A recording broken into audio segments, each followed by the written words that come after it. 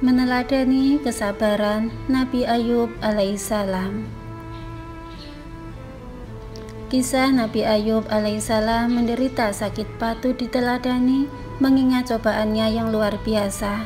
Kendali diuji dengan penyakit amat berat, Nabi Ayub alaihissalam tetap sabar dan terus beribadah kepada Allah Subhanahu wa Ta'ala. Kita terkadang mengalami masalah, beberapa hari saja sudah mengeluh.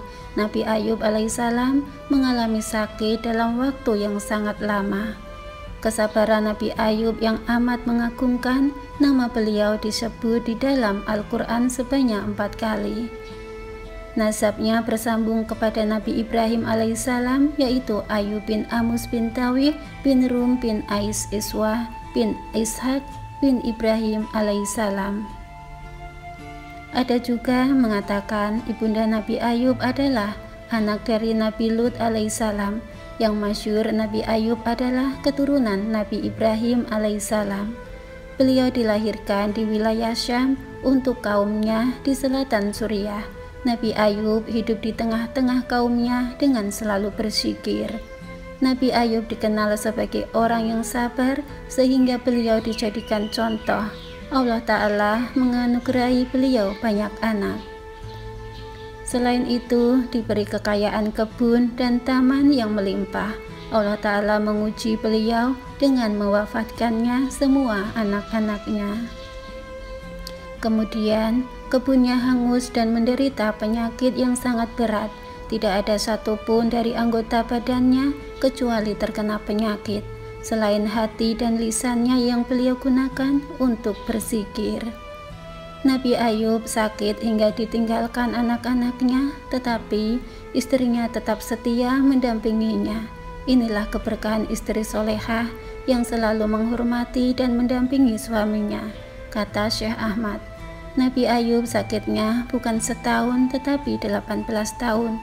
Iblis terus membisikkan was-was kepada istrinya, sampai kapan engkau tahan dengan cobaan ini?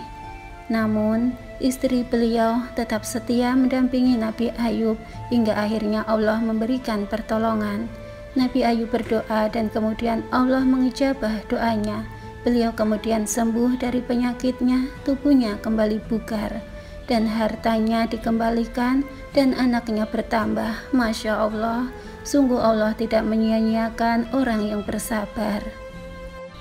Kata Ibnu Abbas, istri Nabi Ayub juga kembali muda lagi dan melahirkan 26 anak laki-laki. Nabi Ayub hidup sesudah diberi kesehatan pada usia 70 tahun. Terkadang, ujian datang untuk menunjukkan siapa sahabat kita sebenarnya.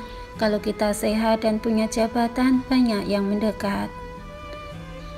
Allah kasih ujian sedikit agar kita diperlihatkan siapa teman yang sesungguhnya.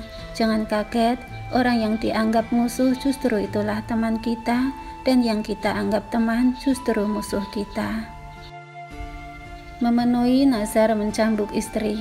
Nabi Ayub pernah marah kepada istrinya dan bernazar akan mencambuk istrinya 100 kali apabila beliau sembuh. Ketika Nabi Ayub disembuhkan Allah dan marahnya hilang, beliau diperintahkan untuk memenuhi nazarnya. Nabi Ayub sempat bingung bagaimana memenuhi nazar dengan mencambuk istri sebanyak 100 kali. Siapa yang tega melakukannya, apalagi kepada istri yang dicintai. Namun, nazar tetaplah nazar, ia harus dilaksanakan. Kemudian Allah Ta'ala mengajarkan Nabi Ayub cara memenuhi nazarnya itu. Allah memberikan kemudahan dan jalan keluar kepadanya. Nabi Ayub diperintahkan mengambil seikat jerami gandum lalu dipukulkan kepada istrinya. Dengan demikian, maka terlaksanalah nazar Nabi Ayub. Cara itu sekaligus tidak membahayakan dan menyakiti istrinya. Kisah nazar Nabi Ayub ini diabadikan dalam Al-Quran. Allah Ta'ala berfirman, "Dan ambillah dengan tanganmu seikat jerami, maka pukullah dengan itu, dan janganlah kamu melanggar sumpah. Sesungguhnya kami dapati dia Ayub seorang yang sabar.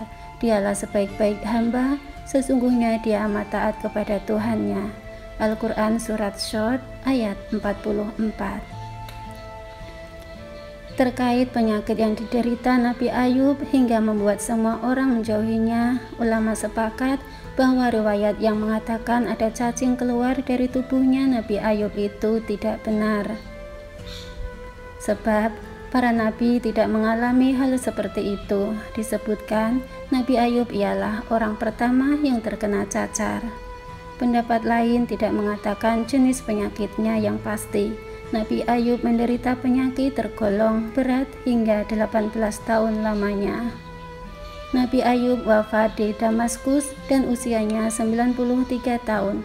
Ada yang mengatakan beliau wafat di usia 120 tahun. Wallahu alam. Barang siapa melihat Nabi Ayub dalam mimpinya, maka Allah akan memberinya ilham dan dimudahkan dari segala cobaan. Pelajaran dari kisah Nabi Ayub alaihissalam. 1. Kalau dibandingkan nikmat dan petaka itu lebih banyak nikmatnya. 2. Keberkahan istri soleha. 3. Akhir daripada kesabaran adalah kenikmatan dan kemuliaan. 4. Iman di dalam diri seseorang lebih kekal daripada keluarga dan harta. Nikmat itu banyak, tapi yang paling agung adalah nikmat iman dan Islam.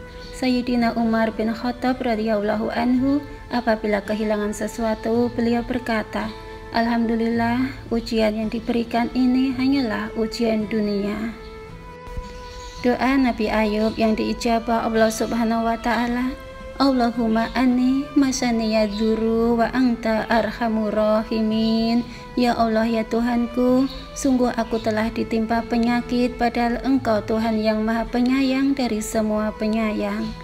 Doa ini diabadikan di dalam Al-Quran surat Al-Anbiya ayat 83. Wa ayyuba id nada rabbah anni masaniya dzuru wa anta arhamur rahimin.